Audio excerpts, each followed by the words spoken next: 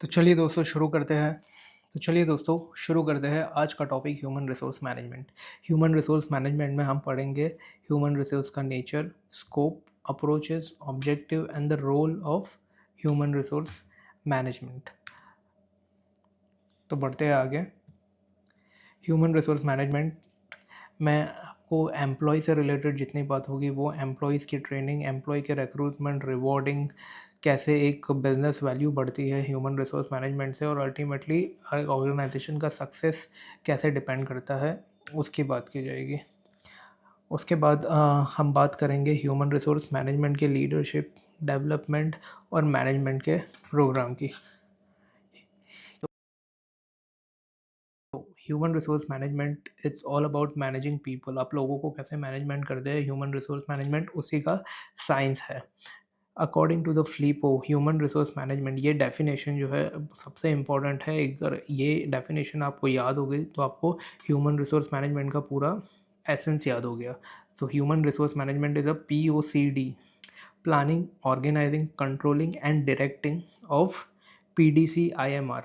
Procurement मतलब आप कैसे लोगों को रिक्रूट करते हो, उनका डेवलपमेंट, ट्रेनिंग एंड डेवलपमेंट, उनको कॉम्पनसेशन यानी कि उनके सैलरी और बेनिफिट्स, उनका इंटीग्रेशन मतलब आप उनको कैसे मोटिवेट करते हो किसी भी काम करने के लिए, उनका मेंटेनेंस, कैसे आप उनको कंपनी में रिटेन करते हो उसके उसका साइंस, और रिप्रोडक्शन कैसे आप एक नॉर्मल जो असिस्टेंट मैनेजर होता है उसे टॉप लेवल तक पहुंचाते हो, या फिर उसे उसकी लीडरशिप स्किल डेवलप करते हो ताकि ऑर्गेनाइजेशन को इंटरनली ही लीडर्स सप्लाई हो जाए। तो reproduction of the human resources so that individual, उस एम्प्लॉय का भी, ऑर्गेनाइजेशन का भी और सोशल पूरे समाज का ऑब्जेक्टिव्स अचीव हो, इसी को ह्यूमन रिसोर्स मैनेजमेंट कहते हैं। तो ये डेफिनेशन दोस्तों हमको हमेशा याद रखनी है, बहुत ही इंपॉर्टेंट डेफिनेशन है।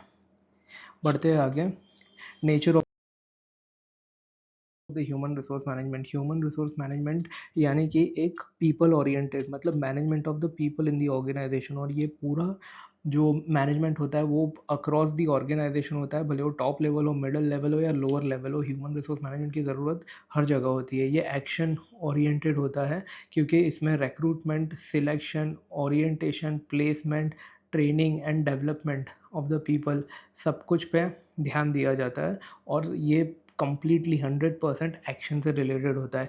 Continuous process, human resource management is a continuous process because यही चीज़ है जो लोगों का रीस्किलिंग, अपस्किलिंग डेवलप करती है, लोगों के स्किल्स पे ध्यान देती है। Strategic in nature, human resource management इसीलिए भी बहुत इंपॉर्टेंट हो जाती है क्योंकि ये कॉम्पिटिटिव एडवांटेज देती है अपने कॉम्पिटिटर्स को। अगर एक कंपनी जिसने ह्यूमन रिसोर्स मैनेजमेंट को बहुत अच्छे तरीके से अपने ह्यूमन रिसोर्स को यूज़ किया, और एक कंपनी जो अपने ह्यूमन रिसोर्सेज को अच्छे से यूज़ नहीं करती है, तो इन दोनों में वो कंपनी जिसने अपने ह्यूमन रिसोर्सेज को अच्छे से यूज़ किया है वो हमेशा एक कॉम्पिटिटिव एडवांटेज में होती है।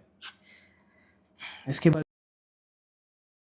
में scope of human resource management. Human resource के स्कोप में आता है आपका पूरा प्लानिंग कि हाँ, आप लोगों को कितने ह्यूमंस की ज़रूरत है काम करने के लिए, उनका रिक्रूटमेंट कि उन लोगों को कहाँ से रिक्रूट करना है, कौन सा सोर्स होगा, और कितने लोग हो गए। फिर एक बार रिक्रूटमेंट होने के बाद में उनको ट्रेनिंग दी जाती है ताकि वो फैक्ट्री या ऑफिस में अच्छे से काम कर सके, तो और उनके वो काफ़ी प्रोडक्टिव एसेट साबित हो। परफॉर्मेंस मैनेजमेंट, काम के बाद में आती है सैलरी की बात कि उन लोगों को कैसे सैलरी देनी है, और वो डिपेंड करता है आपके परफॉर्मेंस अप्रेजल के ऊपर। तो अप्रेजल और ये का कॉन्सेप्ट भी scope of human resource management में आता है। उसके बाद कॉम्पनसेशन की को सैलरी कितनी मिली है।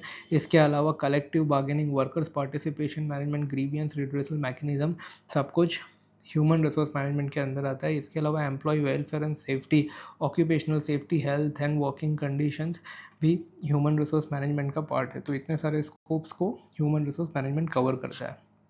इसके बाद बात करते हैं अप्रोचेस की। देखिए बेसिकली यहाँ पे 4 अप्रोचेस है ह्यूमन रिसोर्स मैनेजमेंट के। एक होता है सॉफ्ट अप्रोच जिसमें एम्प्लॉय को सिर्फ एक टूल की तरह ट्रीट किया जाता है, और उसको एक कॉस्ट की तरह लिया जाता है, और वो उसका पूरा फोकस जो होता है वो परफॉर्मेंस के ऊपर होता है। ये होता है हार्ड अप्रोच। जबकि सॉफ्ट अप्रोच में एम्प्लॉय को खुश रखने की कोशिश की जाती है ताकि वो एक अच्छा प्रोडक्टिव एसेट साबित हो पूरे ऑर्गेनाइजेशन के लिए। इसके लिए कम्युनिकेशन, लीडरशिप, मोटिवेशन, इन सब पर ध्यान दिया जाता है। सिस्टम अप्रोच ये बोलता है कि ह्यूमन रिसोर्स मैनेजमेंट एक बहुत ही बड़े सिस्टम का पार्ट है और ऑर्गेनाइजेशन के सक्सेस के लिए बहुत बड़ा रोल प्ले करता है। स्ट्रेटेजिक अप्रोच में ह्यूमन रिसोर्स को बिजनेस स्ट्रेटजीज के साथ अलाइन किया जाता है। इसके अलावा 4R HRM में सबसे इम्पोर्टेंट है recruitment, reskilling, recognition and retention. तो ये 4R हमेशा याद रखें HRM के लिए। इसके बाद objective of the human resource management, legal and ethical compliance, labour laws को जितने भी होते हैं उनको फॉलो करना होता है। एम्प्लॉयज़ के गोल को अचीवमेंट करने के लिए human capital management, reward management और नॉलेज मैनेजमेंट, ये भी स्कोप और ऑब्जेक्टिव होता है ह्यूमन रिसोर्स मैनेजमेंट का कि जो ह्यूमन रिसोर्स है वो अच्छे से कंपनी के गोल को कंट्रीब्यूट करे और ऑर्गेनाइजेशनल प्रोडक्टिविटी और इफेक्टिवनेस पर ध्यान दे। Importance of the HRM, it ensures that the right talent at the right time at the right place with the right skill set in the organization। ये company employees का moral, motivation और satisfaction तीनों improve करता है। इसके अलावा ये team work को एनहांस करता है, ऑर्गेनाइजेशनल कल्चर और क्लाइमेट दोनों को इम्प्रूव करता है और एम्प्लॉयज़ का टर्न ओवर, एब्सेंटिज्म कम करता है। Human resource management short term personal management short term perspective पे ध्यान देता है, जबकि human resource management long term perspective होता है। यहाँ पे based on division of labour पे होता है, जबकि यहाँ पे टीम वर्क पे फोकस होता है। रेम्यूनरेशन यहाँ पे पोजीशन के हिसाब से मिलती है, जबकि यहाँ पर रेम्यूनरेशन जो जितना कंट्रीब्यूट करता है उसके हिसाब से होता है। पर्सनल मैनेजमेंट, यहाँ पे सक्सेस का जो क्राइटेरिया होता है वो उस पर डिपेंड करता है कि हमको कॉस्ट ऑफ ह्यूमन रिसोर्सेज को कम करना है, जबकि यहाँ पे ह्यूमन रिसोर्सेज में इन्वेस्टमेंट बढ़ते हैं ताकि ह्यूमन को ही प्रॉफिट सेंटर माना जाता है। मैनेजमेंट लीडरशिप जो स्टाइल होती है वो ट्रांजैक्शनल होती है और यहाँ पे ट्रांसफॉर्मेशनल होती है। यहाँ पे जो परसेप्शन होता है एम्प्लॉई की तरफ वो एक इकोनॉमिक मैन का होता है, जबकि यहाँ पे economic, social and psychological man होता है। सो ह्यूमन रिसोर्स मैनेजमेंट जो है दोस्तों वो काफ़ी इंक्लूसिव है और उसमें काफ़ी सारी चीज़ें आती है और वो हर इंडिविजुअल पर ध्यान देता है और लोगों पर ज़्यादा भरोसा करता है।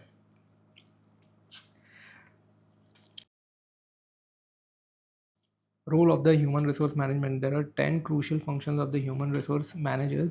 First is उन लोगों को रिक्रूट करना होता है, हायरिंग करना होता है अलग अलग सोर्सेज से।